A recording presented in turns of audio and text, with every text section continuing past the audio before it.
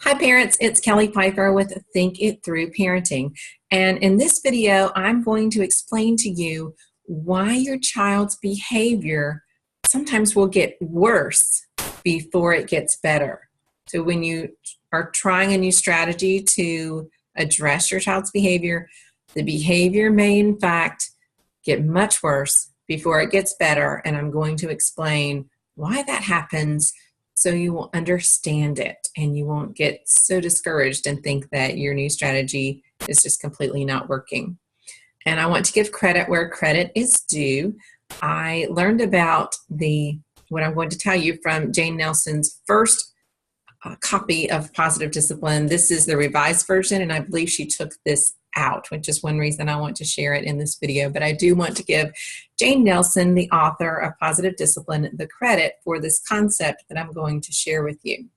So it's called the kick the soda machine effect. So here's what's going on. When you go up to a soda machine and put your money in and press the button, what do you expect to happen? You expect the soda to drop down so you can get it. What happens when you put your money in, you press the button, and then no soda comes out?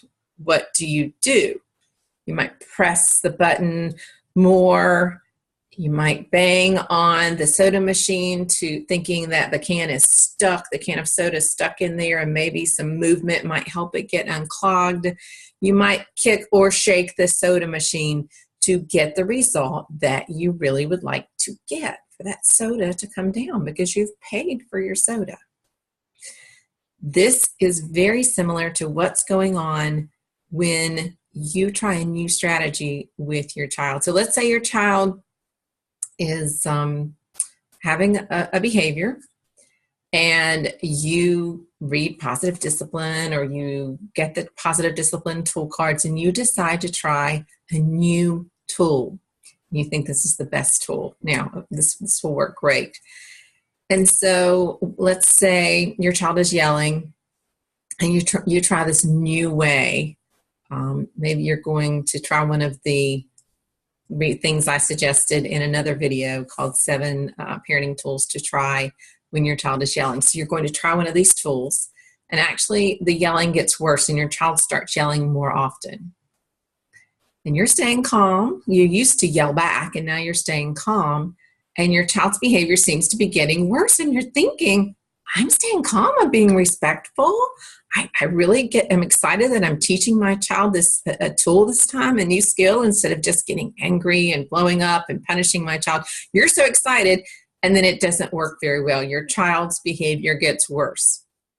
That can be really discouraging. But if you understand what's going on, then you'll feel not so discouraged, I hope, because it's like that soda machine. So your child does this behavior, yelling, and when they've done it in the past, they've gotten a certain result from you. Maybe you yelled back.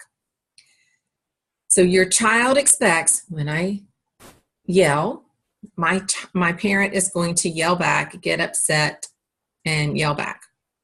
And when you don't do that, it's like putting that money in the soda machine, pressing the button, and the soda doesn't drop.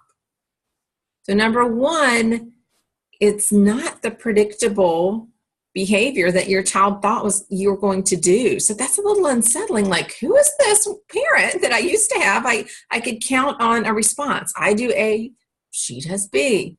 So when you respond with C, that's a little scary in some way. It's strange, but your child often would prefer your old, predictable, negative behavior than the new positive response, because it's unsettling. You've had this pattern of behavior for a long time, and all of a sudden you change your pattern.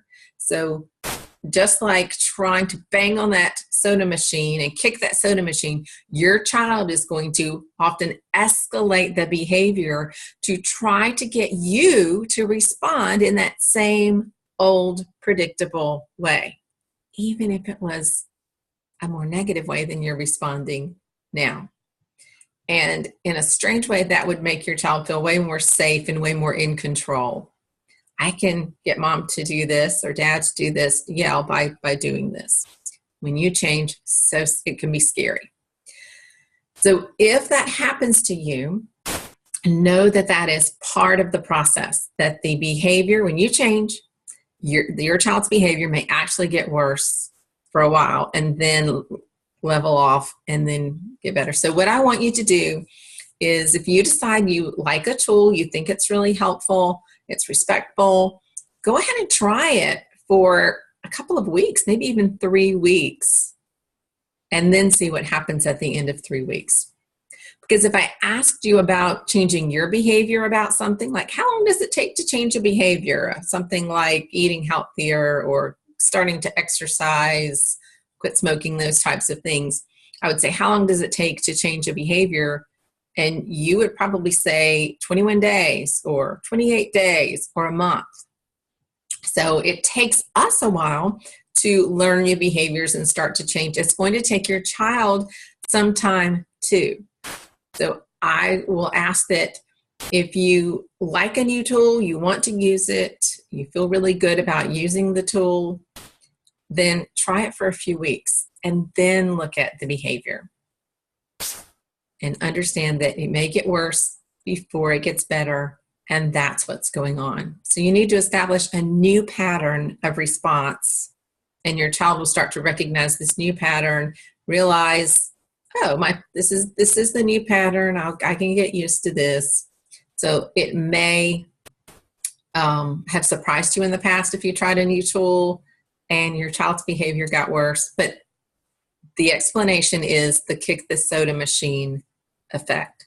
So keep on keeping on with your new respectful tool, and at the end of 3 weeks, then evaluate and see what you think is going on. If your child's behavior is better, what you need to maybe change, another tool that might be helpful. And I always encourage parents to be curious about your child's behavior, because most behavior is communication. So be curious about, what is my child trying to communicate here? Is it they're communicating, obviously they don't have the skill yet, so I need to teach a skill. Is my child communicating one of the mistaken goals that's in this book? So if you don't know about mistaken goals, you can read more about that. You can even do a search on the internet, and soon I will make a video about the mistaken goals as well. So there's lots to learn, and mainly I wanted you to understand that kick the soda machine effect in this video, so that you continue to try new tools and stick with them to see what happens in the long run. And if you like this video, you can subscribe to my YouTube channel below. You can also hit the thumbs up like button below it as well. And I wish you the energy to go forward in this week, because parenting is a wonderful job, but it's a tough job. It's not easy.